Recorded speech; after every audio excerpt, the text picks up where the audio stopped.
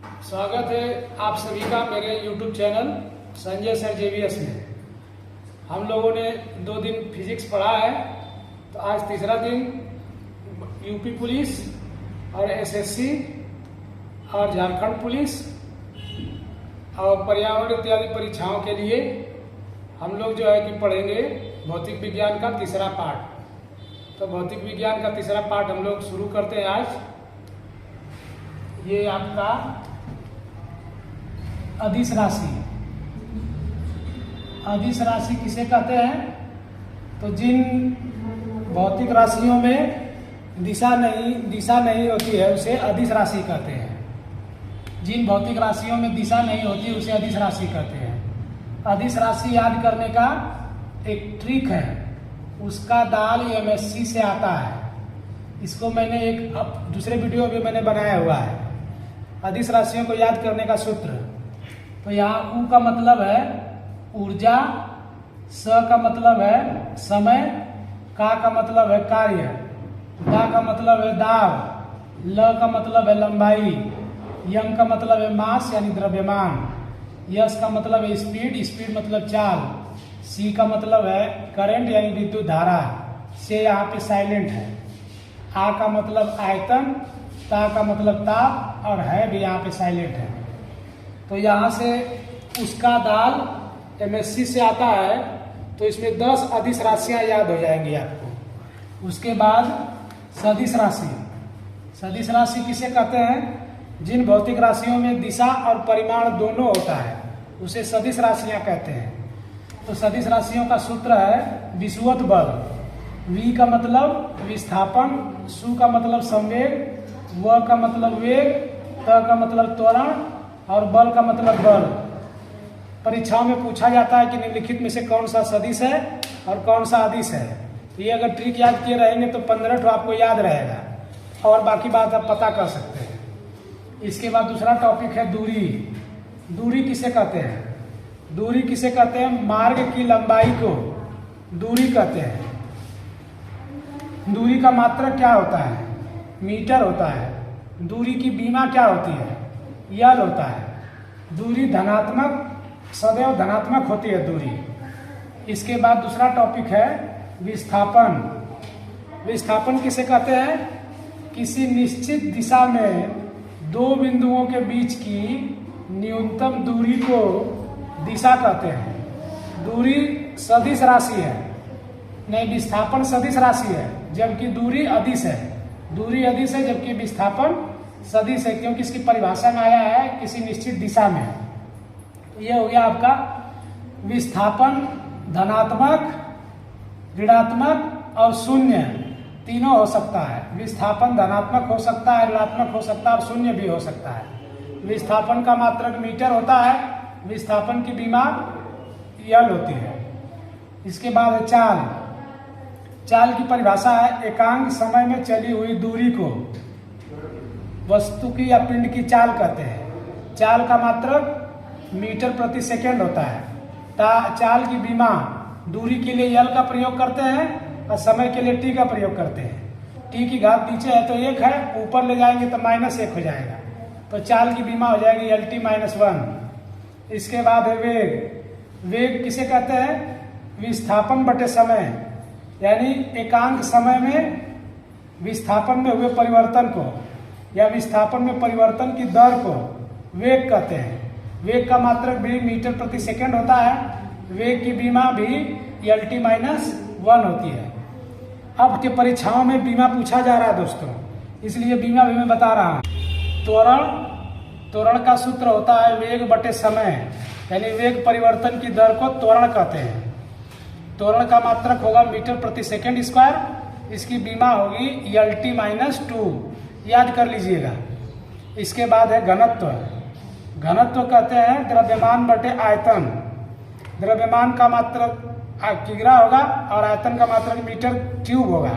ऊपर जाएगा तो मीटर घाते -3 हो जाएगा। इसकी बीमा होगी, द्रव्यमान का बीमा यम होता है, आयतन का बीमा यल क्यूब होता है। ऊपर जाएगा तो -3 हो जाएगा। बल किसे कहते हैं? बल बराबर होता है यम गुणे ए। यम का मतलब मास, ए का मतलब त्वरण, एक्सीलरेशन। तो यहाँ से इसका मात्रक आएगा यम का मात्रक किग्रा और त्वरण का मात्रक मीटर प्रति सेकंड स्क्वायर। तो किग्रा मीटर प्रति सेकंड घाते -2। इसके बाद इसका बीमा, बल की बीमा, बल में यम है तो यम का बीमा, यम लिखेंगे और त्वरण का LT-2 होता है। तो LT-2 यानी बल की बीमा MLT-2, इसको याद कर लीजिएगा। इंटर में जो लोग पढ़े हैं फिजिक्स वो इसको याद कर लेंगे कि बल की बीमा MLT-2 होती है, त्वरण की बीमा LT-2 होती है। इसके बाद है दाब। दाब को अंग्रेजी में प्रेशर कहते हैं। तो इसको हम लोग कहते हैं बल बटे क्षेत्रफल। एकांक क्षेत्रफल पर कार्य करने वाले बल को ही दाब कहते हैं। तो इसमें बल, दाब की बीमा क्या होती है और दाब का सूत्र क्या, दाब का मात्रक क्या होता है। दाब का मात्रक पास्कल हम लोग कहते हैं और इसको न्यूटन, क्षेत्रफल मीटर स्क्वायर होता है तो न्यूटन बटे मीटर स्क्वायर, न्यूटन प्रति मीटर स्क्वायर होता है जिसे हम लोग पास्कल भी कहते हैं। इसकी बीमा ज्ञात कर लेंगे। बल का बीमा होता है MLT-2 और नीचे ए का बीमा होगा क्षेत्रफल का बीमा होगा L²। तो ऊपर ले जाएंगे तो यम हो जाएगा, यहाँ पे एक घात है और 2 ऊपर से जाएगा तो -2 होगा। एक में से 2 घटेगा तो -1 बचेगा। यम घाते -1 और टी के घाते 2। इस तरह से और भी बीमा हम लोग याद कर लेंगे। अब नेक्स्ट टॉपिक की ओर चलते हैं हम लोग। नेक्स्ट टॉपिक है वृत्तीय गति। जब कोई पिंड किसी वृत्त की परिधि पर गति करता है तो उसकी गति को वृत्तीय गति कहते हैं। जैसे कोई साइकिल सवार है, फील्ड में चक्कर लगा रहा है, या फिर कोई दौड़ने वाला आदमी प्रैक्टिस कर रहा है, फील्ड में गोल गोल घूम रहा है, उसकी वृत्तीय गति कहते हैं। वृत्तीय गति कैसी गति होती है? तो वृत्तीय गति एक त्वरित गति होती है। त्वरित गति क्यों होती है? क्योंकि वृत्तीय गति करने वाले व्यक्ति की या पिंड की दिशा हमेशा बदलती रहती है। इस बिंदु पे जब ए पर है तो उसकी दिशा ऊपर की ओर है, बिंदु बी पर है तो इसकी दिशा इधर की हो गया। इसलिए वृत्तीय गति हमेशा त्वरित गति होती है। इसके बाद है कोणीय वेग। कोणीय वेग को ओमेगा से दिखाते हैं। ओमेगा बराबर θ/t होता है। थीटा कहते हैं कोणीय विस्थापन को और टी कहते हैं समय को। कोई पिंड अगर यहाँ से चल करके यहाँ चला गया टी समय में तो उसका कोणीय विस्थापन यहाँ से लेके यहाँ तक, वो यहाँ से यहाँ पे शुरू में था और यहाँ से घूम करके इतना कोण बना लिया। तो हम लोग कहेंगे कोण में परिवर्तन की दर, थीटा का मतलब कोण है और टी का दर कहेंगे। कोण में परिवर्तन की दर को कोणीय वेग कहते हैं। कोणीय वेग ओमेगा बराबर θ/t। ओमेगा बराबर 2πn होता है। यन यहाँ पे 1 सेकेंड में लगाए गए चक्करों की संख्या है। कोई पिंड 1 सेकेंड में अगर यन चक्कर लगा ले रहा है तो ओमेगा बराबर 2πn हो जाएगा। और इसी तरह से ओमेगा की जगह पे 2π, यन का मान 1/t रख लेते हैं। टी का मतलब हो गया समय अंतराल, मतलब एक चक्कर लगाने में जो समय लग रहा है उसको समय या आवर्त काल कहते हैं। यन की जगह पे 1/t रख देते हैं। इसके बाद हम लोग इधर आ जाएंगे। देखिए जब बीमा ज्ञात करते हैं तो द्रव्यमान जहाँ होता है वहाँ पे यम लिख देते हैं, जब लंबाई होता है वहाँ पे यल लिख देते हैं, जहाँ समय होता है वहाँ पे टी लिख देते हैं, जहाँ विद्युत धारा होता है उसका मान ए लिख देते हैं। इसके बाद हम लोग आते हैं न्यूटन की गति का नियम। न्यूटन की गति का नियम में सन 1687 में सर आइजैक न्यूटन ने गति के संबंध में 3 नियम दिए। 3 नियम दिए। पहला नियम कहते हैं न्यूटन का प्रथम गति का नियम, न्यूटन का द्वितीय गति का नियम, न्यूटन का तृतीय गति का नियम। न्यूटन को भौतिकी का पिता भी कहा जाता है। न्यूटन को फिजिक्स का पिता कहा जाता है। आगे हम लोग चलते हैं न्यूटन की प्रथम गति का नियम। प्रथम गति का नियम क्या है कि जब कोई वस्तु अगर स्थिर अवस्था में है तो हमेशा स्थिर अवस्था में रहेगी जब तक कि उस पर कोई बाहरी बल लगा के उसकी अवस्था को बदल न दिया जाए। और इसी को हम लोग दूसरी तरह से कह सकते हैं, यदि कोई वस्तु गतिमान अवस्था में है तो वह तब तक गतिमान अवस्था में रहेगी जब तक उस पर कोई बाह्य बल लगा के उसकी अवस्था को न बदल दिया जाए। इस नियम का मतलब यह है कि कोई वस्तु अगर गति कर रही है तो हमेशा गतिमान रहेगी जब तक उस पर बाहरी बल न लगाया जाए, और जब तक कोई वस्तु विराम अवस्था में तो हमेशा विराम में रहेगी जब तक कि उस पर कोई बाहरी बल न लगाया जाए। तो इस नियम को गैलीलियो का नियम भी कहते हैं। ऐसे जड़त्व का नियम भी कहते हैं। गैलीलियो के जड़त्व का नियम भी कहते हैं। न्यूटन के प्रथम गति के नियम को गैलीलियो के जड़त्व का नियम भी कहते हैं। प्रथम नियम से क्या प्राप्त होता है? बल का क्या प्राप्त होता है? तो प्रथम नियम से बल की परिभाषा प्राप्त होती है। ये परीक्षा में कई बार पूछा गया क्वेश्चन है। इसके बाद है न्यूटन के गति का द्वितीय नियम। न्यूटन के गति का द्वितीय नियम से बल का व्यंजक यानी बल का सूत्र F बराबर m में प्राप्त होता है। न्यूटन के गति का द्वितीय नियम क्या है? संवेग परिवर्तन की दर, संवेग परिवर्तन की दर बल के अनुक्रमानुपाती होती है। न्यूटन का दूसरा नियम यह कहता है कि किसी वस्तु के संवेग में होने वाले परिवर्तन की दर बल के अनुक्रमानुपाती होती है। संवेग परिवर्तन की दर यहाँ लिख देते हैं। किसी वस्तु के संवेग में होने वाले परिवर्तन की दर उस पर लगने वाले बाह्य बल के अनुक्रमानुपाती होती है। द्वितीय नियम से बल का व्यंजक यानी कि F बराबर m में सूत्र प्राप्त होता है। इसके बाद है न्यूटन के गति का तृतीय नियम। तृतीय नियम किसे कहते हैं? कि किसी क्रिया के बराबर और विपरीत प्रतिक्रिया होती है। किसी क्रिया के बराबर और विपरीत प्रतिक्रिया होती है। एक्शन और रिएक्शन का नियम भी इसे कहा जाता है। जैसे जब कोई बंदूक लेने वाला व्यक्ति बंदूक से गोली को फायर करता है तो बंदूक बल लगाती है गोली पर आगे की ओर, गोली आगे निकलती है, और गोली भी बंदूक पर पीछे की ओर बल लगाती है, उतना ही बल, तो बंदूक पीछे की ओर झटका देती है। तो इसे क्रिया प्रतिक्रिया का नियम भी कहते हैं। और दूसरा उदाहरण एक है कि जब कोई व्यक्ति नाव पर से कूदता है तो नाव बल लगाती है, आदमी अपने पैरों से नाव पर बल लगाता है पीछे की ओर, तो नाव पीछे चली जाती है, और नाव भी आदमी पर उतना ही बल आगे की ओर लगाती है, तो आगे की तरफ आदमी कूद जाता है, चला जाता है। तो तीसरा नियम पे, फर्स्ट नियम पे, दूसरे नियम पे, तीसरे नियम पे बहुत से प्रश्न पूछे जाते हैं। पहले नियम पे उदाहरण जो है आपका है, पहले नियम का उदाहरण है कि जब कोई रुकी हुई बस अचानक चल देती है तो उसमें बैठा हुआ यात्री पीछे की ओर झुक जाता है। या फिर उसी का उदाहरण है कि जब चलती हुई बस अचानक रुक जाती है तो उसमें खड़ा व्यक्ति आगे की ओर झुक जाता है, आगे की ओर गिर जाता है। तो न्यूटन का प्रथम नियम हो गया, द्वितीय नियम हो गया, तृतीय नियम हो गया।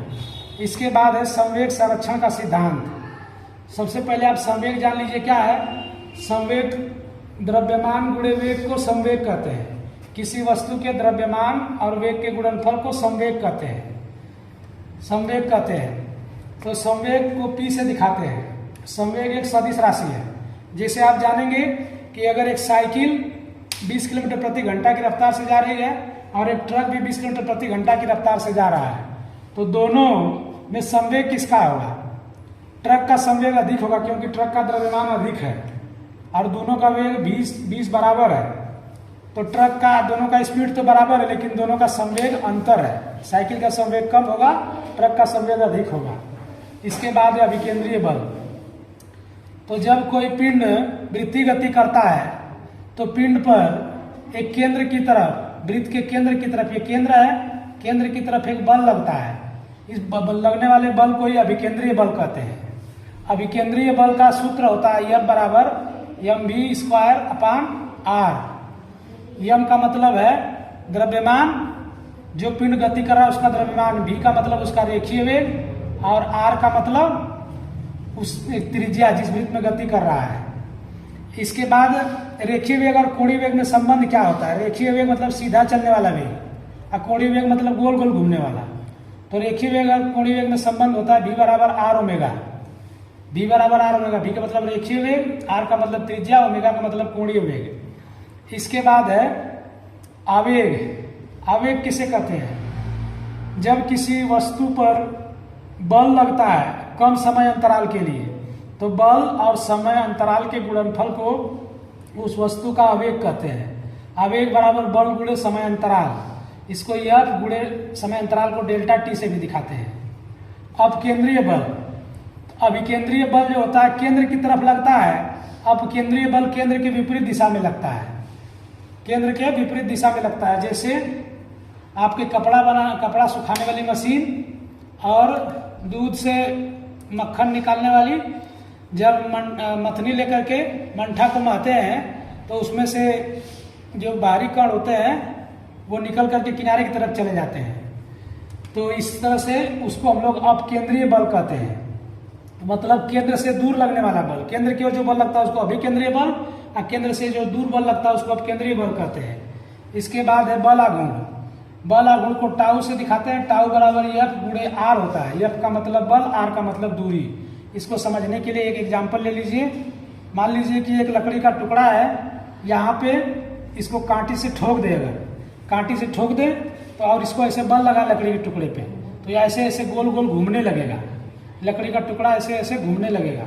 यहाँ हम लोग कांटी से अगर ठोक दें तो ये ऐसे करके यहाँ दबा दे ऐसे, तो ऐसे ऐसे घूमने लगेगा, तो घूर्णन करने लगेगा।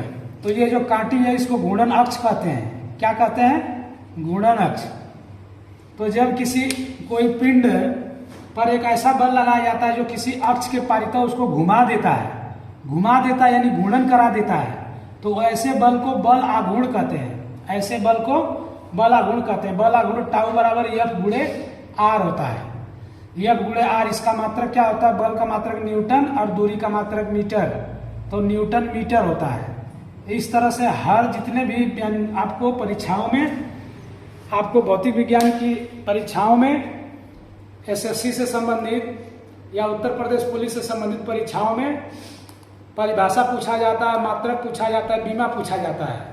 तो आज तीसरे दिन का क्लास है भौतिक विज्ञान का। इन 3 दिनों में आप लोग भौतिक विज्ञान के मात्रक, बीमा और मूल मात्रक, सूत्र व सब परिभाषा वगैरह आपको समझ में आए होंगे। अगर नहीं समझ में आया होगा तो कमेंट करिएगा और कमेंट करके बताइएगा कि आज का वीडियो कैसा बना है। एक क्वेश्चन आप लोगों से पूछता हूँ कि प्रकाश वर्ष किसका मात्रक है? प्रकाश वर्ष किसका मात्रक है? दूरी का, समय का, चाल का, वेग का। तो इस चारों ऑप्शन में से आपको बताना है कि प्रकाश वर्ष किसका मात्रक है। आप कमेंट में उत्तर बता दीजिएगा। बहुत बहुत धन्यवाद। अगर आप लोगों ने मेरे चैनल को सब्सक्राइब नहीं किया है तो मेरे चैनल संजय सजेबेस को सब्सक्राइब कर लीजिए, और जिससे कि मैं भी बढ़ूँ, आप भी बढ़ें। बहुत बहुत धन्यवाद। आज मेरे जो है कि 600 सब्सक्राइबर पूरे हो गए हैं। मेरे जेबीएस से जुड़े हुए दर्शकों को बहुत बहुत शुक्रिया, बहुत बहुत बधाई हो। आप लोगों के मेहनत की वजह से आप लोगों का चैनल ये ग्रो कर रहा है। धन्यवाद। मिलते हैं अगले वीडियो में, तब तक के लिए जय हिंद।